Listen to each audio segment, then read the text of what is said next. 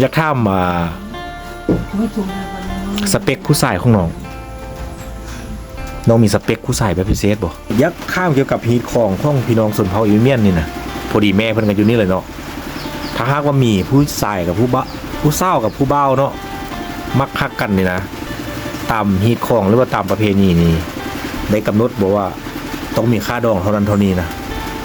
อ๋อตอนนี้สถานะเป็นอะไรสวดบอกสวดจากเปอร์เซ็นต์100%จากห้องสวดจากห้อง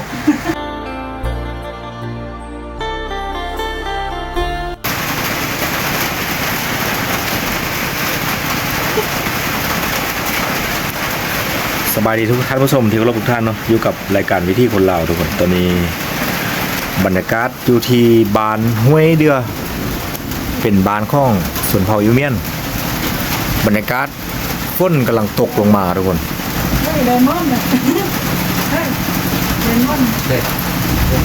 ตอนนี้ฝนกำลังตกลงมาแล้วครับมีผู้ยักนอนกับนอนตาบักยาไส้บ่เป็นยั่งทุกคนเดียวเฮากับผู้ท้ายกับท้ายไว้ตอนนี้อยู่กับน้องมันเจี๊ยบมันเจียวทุกคนมันเจียวเสียซ้ำเ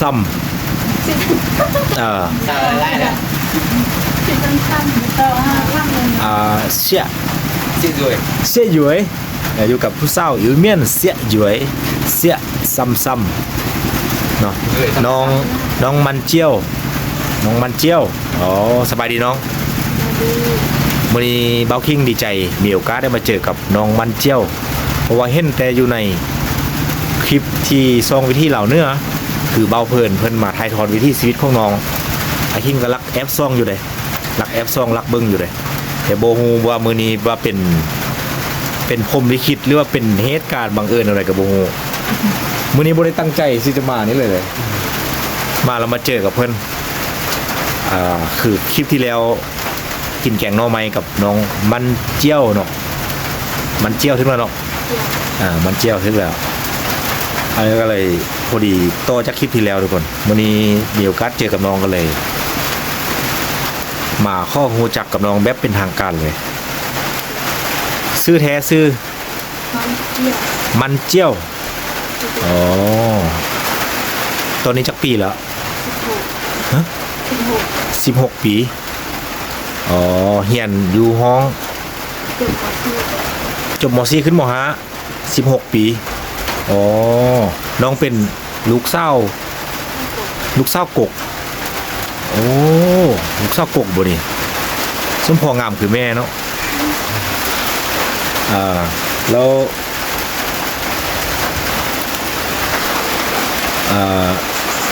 น้องมีไอ้น้องจะขน5 คนน้องมันพูดน้องซี่น้องเป็นเอ้ยกกเนาะอ๋อมีผู้น้อง5 คนนั้นผู้หญิงหมดบ่4 คนน่ะผู้หญิงหมดเลย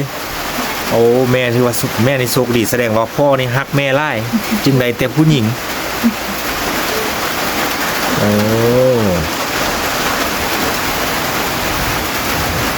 อยู่บ้านห้วยเดือนี่น้องเฮ็ดยังได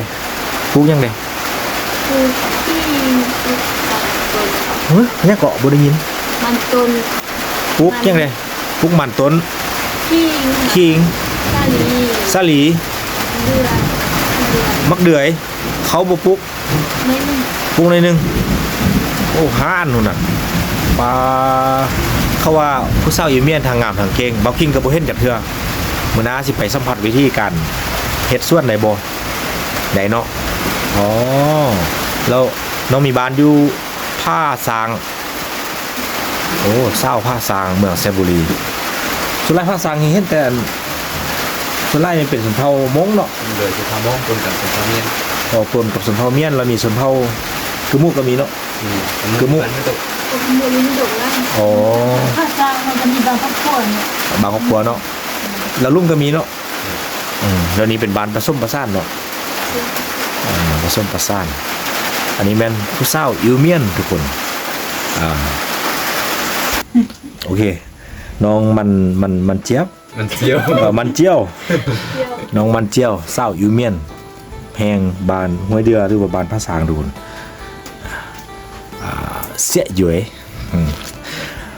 จะเที่ยน่ะ อยากถามไม่ถูกเลยกัน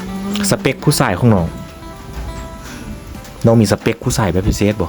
แบบฮะ สูง สูงต้องเป็นคนสูงมันบ่ประมาณใด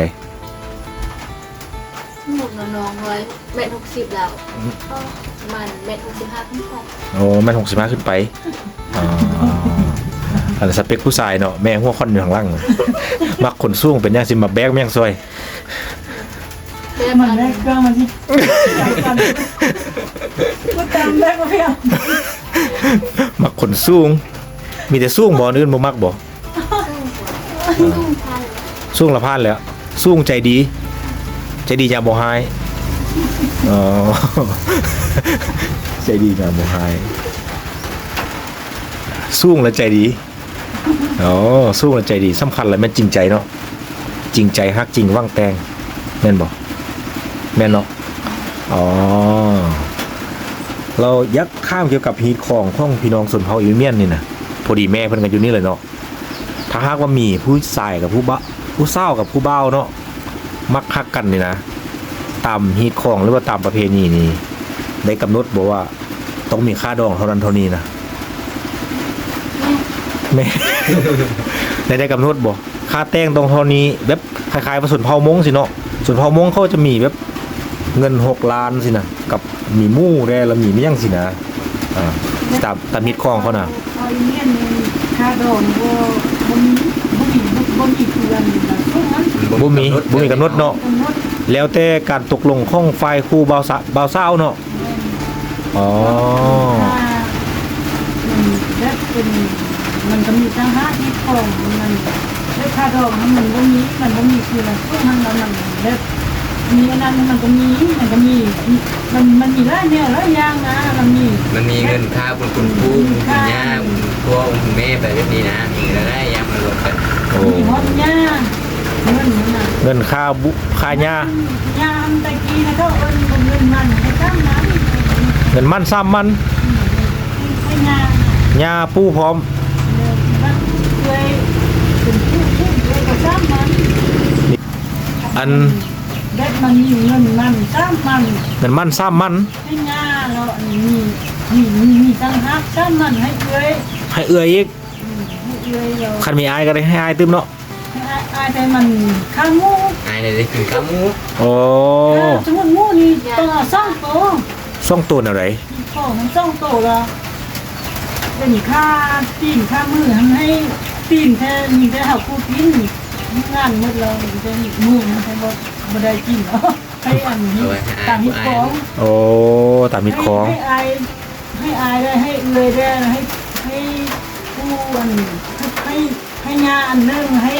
ผู้มาเฮ็ดอาจารย์อันนึง โอ้เงินมันบ่แล้ว คันมันมีซ่องตัวมันได้มาค่อยกันนะ อ๋อหมู่ต้องส่องตัวต้องกำหนดบ่จักกรรมเนี่ยบ่กำหนดบ่ ก็กำหนดว่า4-5กรัมเนี่ยคิด อ๋อแสดงว่ามีเงินมันนี่ต้องมีให้ปู่ให้ย่า ให้ผู้งานเนี่ยมันถ้ามัน ซ้ำมันแล้วเนาะ ได้เนาะ แล้วก็มาให้อาจารย์ผู้หนึง อาจารย์ใช้มันเงินมันมีมันมีแต่อันถ้าผู้นั้น หมู่แล้วบัดนี้พ่อแม่ก็ต่างหากอีกเนาะ พ่อแม่แท้มันก็มีแต่เงินค่าดอง อ๋อต้องเฮาก็บ่มีกำหนดอีกเนาะว่าเท่าไหร่เนาะแล้วแต่ความพอใจเนาะโอ้ เงินค่าดองถ้ามันมีกำหนดคือสู้ถ้ามันมีกำหนดเนาะ เราสู้มีกำหนดเนาะแม่นโอ้แสดงว่าผู้สาวอยู่เมียนในมือกำหนดเนาะบอกเรื่องกันความพอใจซ่องฝ่ายเนาะโอ้มื้อนี้5ฮูเลยนี่มาถามจักปากของแม่น้องมันเจียวมันเจียวทุกคนแล้วน้องเลยขึ้นว่าอะไรน้องขึ้นอะไรบ่ขึ้นยังสเปคนี่มันสูงอย่างเดียวสูงกว่าน้องเนาะโอ้มักผู้ชายสูงเพิ่นนี่สูงเอาใจเก่งบ่หายใจดียามบ่หายแล้วก็จริงใจฮักจริงว่างแตงเพิ่นว่าหรือว่าเบาคิงเบาไปเองบ่เนี่ยแม่นแท้เลย โอเคเนาะถามต่อเนาะถามผู้สาวอีเมียนต่อทุกคน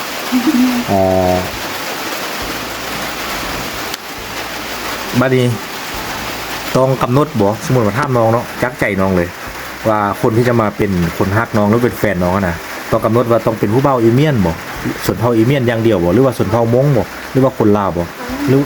เขายังก็ได้คนต่างประเทศได้บ่คนลาวคนไทยคนอเมริกาจังได้บ่ได้เนาะอ๋อ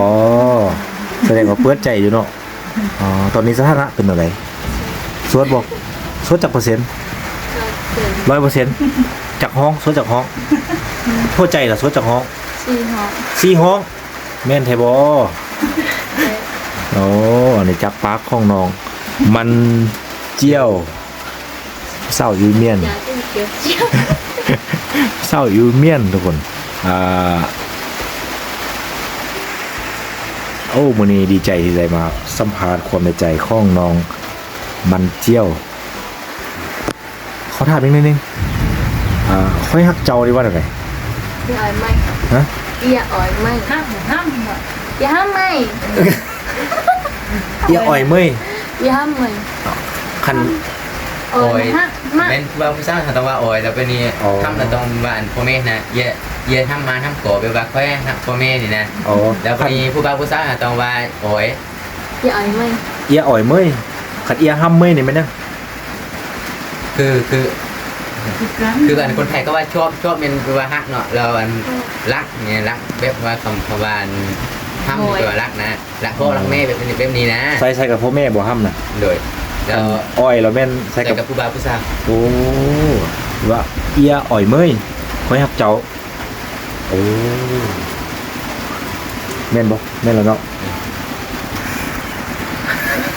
เอียอ่อยเมื่อยค่อยฮักเจ้าโอ้คือฮอด พี่หอด จากเขา คือฮอดหลาย เขาจากเขาช่าง จังเฮาเมื่อยนี่ จากเขาเมื่อพี่หอดเจ้า โอ้เสียทรงชง เสียเชิงเชิง แปลว่ายัง ซาเสียพระ โอ้เศร้าเซลพาโอ้ เชิงเชิง ฝนตกนี่มันอะไรฝนตก ตุยยู ฮะ ตุยยู ตุ้ยยูม วิวตุยวิว ตุยยู ตุ้ยบิว วิววิว ตุยยูตุยยู ตุ้ยยูม วิว ยูยู ตุ้ยยูม ยู บิว ตุยยู คือสิยากอยู่น้องตรงเลยเดี๋ยวฝนตกแห้ง ยูโฮ วิวเวลาคนตกไง ๆฝนตกยัง ตุยแห้งเดี๋ยวนะ จะอยู่บูก็เป็นคนตก ฝนตกแห้งว่าซะแล้ว อยู่เสีย ยูเซ่ ฝนตกยากกับฝนตกแห้งฝนตกไล่บ่คือกันได้เนาะ แม่น ฝนตกไล่ ยังไง ยูชัก ช้ำเสียช้ำ หนาก็แก่สะพานเซ็ตก็แก่นะ ๆสิ่งที่น้องถนัดที่สุดมันยัง หนา ถนัดความถนัดนะความสินเคยนะ ยิ่ง ห้องเพลงบ่ เจ็บอันทำจุดต่อย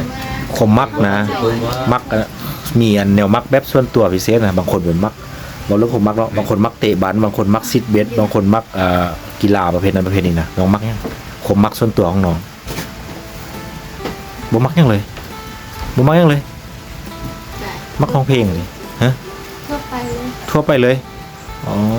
เป็นคนสบายๆเนาะง่ายๆกินยังกระได นี่กินขี้บัวใดถ้ากินย่างกระไดกินขี้กระไดแล้ว ว่าเรา เราก็สิ ที่ท่ายังต้อเราไม่ได้บอกตัวนี้เราอาหารประเภทใดน้องมักที่สุดสำหรับน้อง จำหูกับเขาเนี่ย อาหาร ส่วน เซซวนอ๋อกินตลอดบ่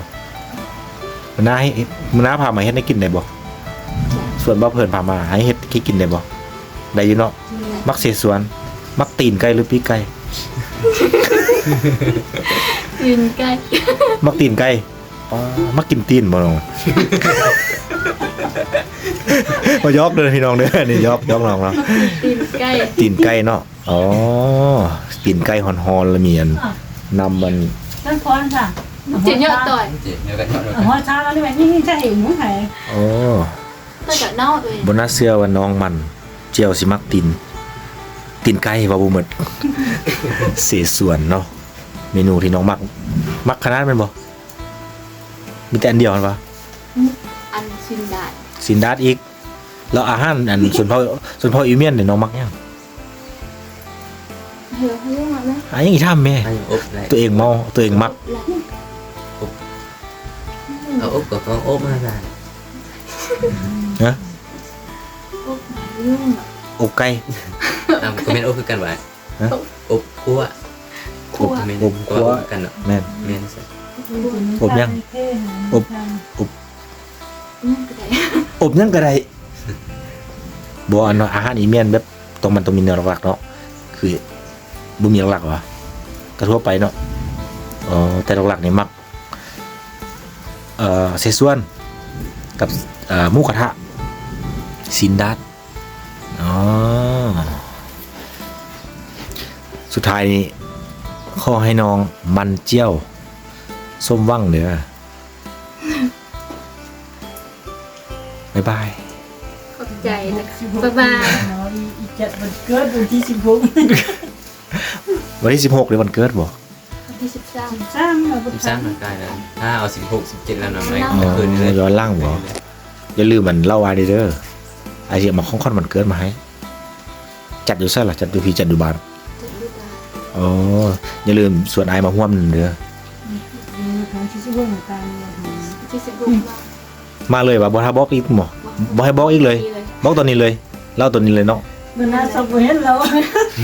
วันที่16จัดตอนแรงหรือตอนเช้า เปิดหน้าลมพัดไปไกลโซพิษ ตอนแรงประมาณจักโมง 4-5 โมง เยี่ยมพริก 6 โมง 7 โมงก็พลิก อ๋อจะให้ซื้อเค้กมาหรือจะให้ซื้ออื่นมาบ่ฮู้นำอ้ายคันซื้อเค้กมาจะได้ต่ำกันหลายคนอยู่นี่ น่าจะทำกัน4ก่อน 4คน เรียนคิวกันเนาะ เลื่อนคิวกัน โอเคทุกคนเนาะวันที่16เป็นวันเกิดน้องไม่ มันเจียว เออมันเจี๊ยบมันเจี๊ยบมันเจียว มัน โมมา โมมาโมมูก็ได้ โมมู ต้องใช้คำว่า วันที่16เดือน8 2024วันเกิดน้องมันเจียวเดี๋ยวบ็อกกิ้งจะมาหาน้องเหมือนพรวันเกิดเลยขอคอนวันเกิดเนาะสิซื้ออันตีนไก่หันมาเหรอ